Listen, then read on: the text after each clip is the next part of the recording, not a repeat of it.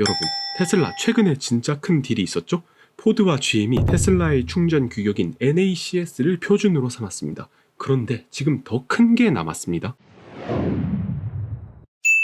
야, 포드와 GM이 들어오니까 확실히 변화가 있었어요.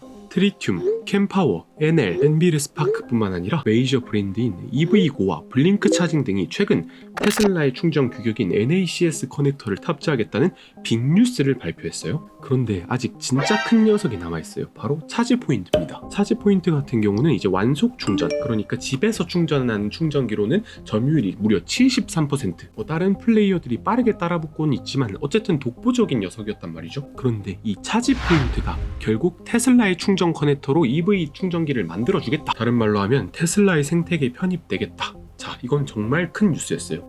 차지 포인트 같은 경우 주가가 2020년에 거의 40불까지 찍었었거든요. 그런데 계속되는 약세장과 테슬라의 슈퍼차지가 너무 인기를 끌자 지금 차지 포인트 주가가 꽤나 많이 떨어졌어요. 거의 9달러까지 떨어졌었는데 이 NACS 커넥터를 탑재하겠다라는 발표가 있고 난 후 거의 8%가 오르는 기염을 보여줍니다. 네, 테슬라는 미국 충전기 시장을 확실히 먹었다, 이렇게 말할 수가 있겠죠. 그런데요, 진짜 더 큰 딜이 하나 남아있어요. 방금 전 발표된 뉴스로서 이제 스텔란티스 자동차 그룹 역시 테슬라의 NACS 도입을 고려 중이라고 발표를 했습니다. 아니, 스텔란티스라고 말하니까 잘 모르시는 분도 계실 것 같아서 간단하게 소개하자면 지프, 크라이슬러, 마세라티, 피아트 등 산하 20개 정도의 브랜드를 소유한 판매량으로 치자면 세계 4위, 점유율로 치자면 무려 9%를 차지하는 초대형 자동차 그룹입니다. 스텔란티스가 들어오면 이제 NACS 생태계가 한 번 더 크게 확장을 할 수 있는 정말 좋은 기회가 될 거거든요. 이게 단순히 미국에서 끝나는 게 아니라 진짜 전 세계로 뻗어나갈 수가 있단 말이에요. 세계 자동차 메이커 시총 순위를 보시면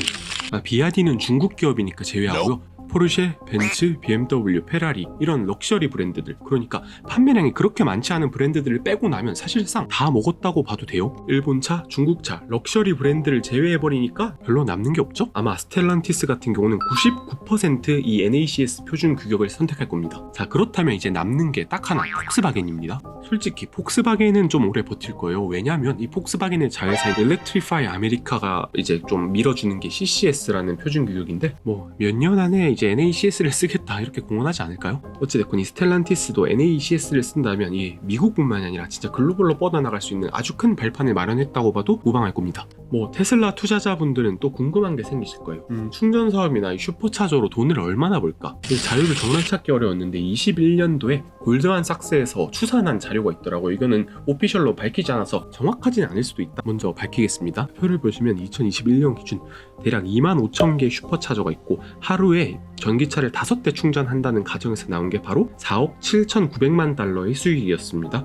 그런데 지금 2년이 지났잖아요. 글로벌로 대략 45,000대, 5만 대라고 칠게요. 5만 대의 슈퍼차저가 있고 하루에 충전하는 BEV는 거의 8대에서 9대 정도로 계산이 되고 있어요. 그러니까 2년 만에 수익으로 치면 3배가 는 15억 달러의 수익이 발생한 겁니다. 그런데 아까 보시다시피 슈퍼차저가 독보적인 위치를 점하고 다른 차들까지 테슬라의 슈퍼차저를 사용한다면 조금 더 발전할 여지가 있겠죠. 사실 다른 차들이 슈퍼차저를 사용할 때 요금을 좀 더 비싸게 쓸 것 같은데 그런 건 가정에서 제외하고 연간 20% 성장한다고 보겠습니다. 이게 21년도 표인데 아마 이거보다는 더 늘 것 같긴 한데 일단 보수적으로 보겠습니다. 그럼 2030년대는 대략 30만 대의 슈퍼차저와 일간 충전수는 몰리는 시간에 또 많이 몰리기 때문에 제한이 있을 것 같아서 15대로 좀 낮춰서 잡는다고 해도 무려 15억 달러 이상, 그러니까 하나 20조 원이 넘는 현금 흐름을 만들 수가 있다는 거예요. 어디까지나 추산이기 때문에 상당히 보수적으로 잡았습니다. 그런데 사실 이거보다 훨씬 더 큰 수익은 전기차 판매고 그것보다 더 큰 수익이 자율주행에서 나올 거라는 거는 다들 알고 계실 거라 생각합니다. 물론 최근 13연속 상승, 진짜 말도 안 되는 퍼포먼스를 보여주긴 했어요. 덕분에 PER 역시 70을 또 넘겼습니다. 하입됐다면 하입된 주가라고 생각을 해요. 관점에 따라 고평가라고 말해도 무방하죠. 여러분이 보시는 관점은 어떤지 댓글로 남겨주시면 정말 감사하겠습니다. 최근 있었던 CPI 얘기를 좀 하겠습니다. 예상치와 동일하게 헤드라인 CPI 같은 경우 4.0%가 나왔고요. 에너지와 식료품을 제외한 코어 CPI 같은 경우는 5.3%를 기록했습니다. 게다가 더 놀라운 점은 다음 달 CPI 예상치가 무려 3.1%예요. 사실상 연준이 목표하는 물가 상승률은 2%대에 거의 다 왔다는 말입니다. 이 말은 곧 금리 인하를 고려할 때가 됐다는 말이고 그 덕분에 시장은 환호로 가득 찼어요. 물가가 잡혀간다. 그런데 실업률이 올라가지 않고 또 침체도 오지 않는다? 자, 이 말은 곧 우리가 원하고 있던 연착륙, 골디락스가 펼쳐질 거다라는 내러티브가 시장을 지배하기 시작했습니다. 그런데 하나 걱정스러운 점이 있죠? 네, 바로 근원 물가입니다. 현재 5.3%로 여전히 높다라고 말할 수 있고 다음 달 예상치 역시 5.1%입니다. 정말 안 떨어지고 있어요. 게다가 연준이 가장 중요시하는 코어 PC 역시 4.4%입니다. 게다가 지금 미국의 고용시장은 어떻습니까? 여전히 강하단 말이에요. 지금 사상 최저 수준의 실업률을 기록 중이고 이 말은 계속 임금이 올라간다. 곧 서비스 물가가 올라간다. 이렇게 논리가 적용이 되는 거예요. 실제 코어 CPI 중 근원 상품 물가 같은 경우는 한참 전에 쳐박았어요. 그런데 서비스 물가는 여전히 내려오지 않고 있죠. 이러다 보니까 비관론자들은 이렇게 주장합니다. 물가가 안 잡힐 거다. 경기 침체가 와야만 한다. 그런데 과연 그럴까요? 저는 곧 판명 난다고 생각합니다. 왜냐?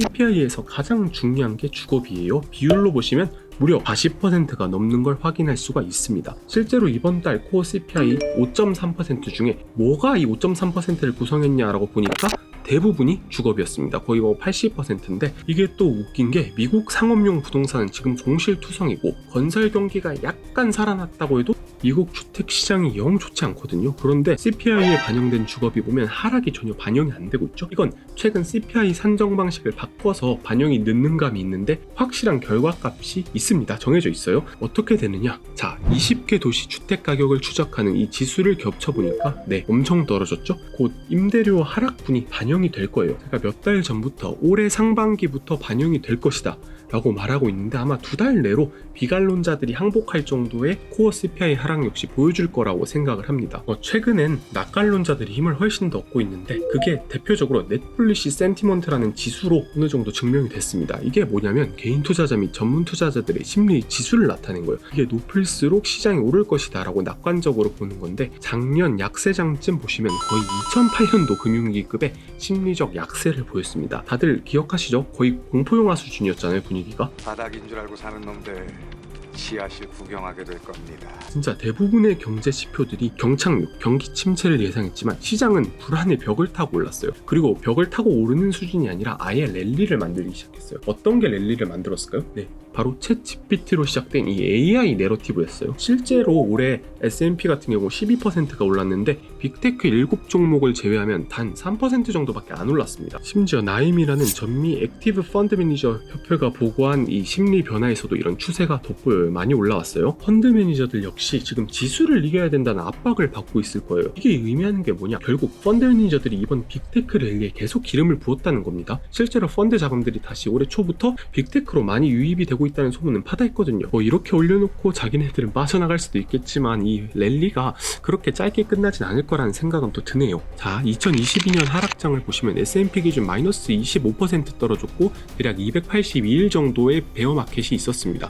평균적으로 봤을 때 35% 떨어지고 286일 지속됐으니까 충분히 하락했다. 이 정도면은 평균치에 가깝다라고 말할 수가 있겠죠. 그리고 작년 10월 저점을 찍은 순간부터 지금까지 20%가 올랐기 때문에 이제 기술적 강세장에 돌입했어요. 기간은 233일이고요. 그런데 역시 S&P답게 평균적으로 114% 올랐고 이 기간은 거의 3년 정도 지속이 됐습니다. 이게 우리가 미국 주식에 투자하는 이유기도 하고요. 그리고 또 놀랄만한 결과가 하나 있는데 주식시장 50년 동안 최고의 25일을 놓쳤을 경우 요 빨간색 그래프가 됐다는 거예요. 1910% 수익률이 371%로 수직 낙하합니다. 이런 거 보면 시장에 오래 머무른 사람들이 이익을 본다는 게 어떤 정도 납득이 되지 않나요? 물론 타이밍을 잘 맞출 수만 있다면야 말리진 않겠습니다만 제 시청자분들은 현명한 판단하셔서 투자하시면 되겠습니다.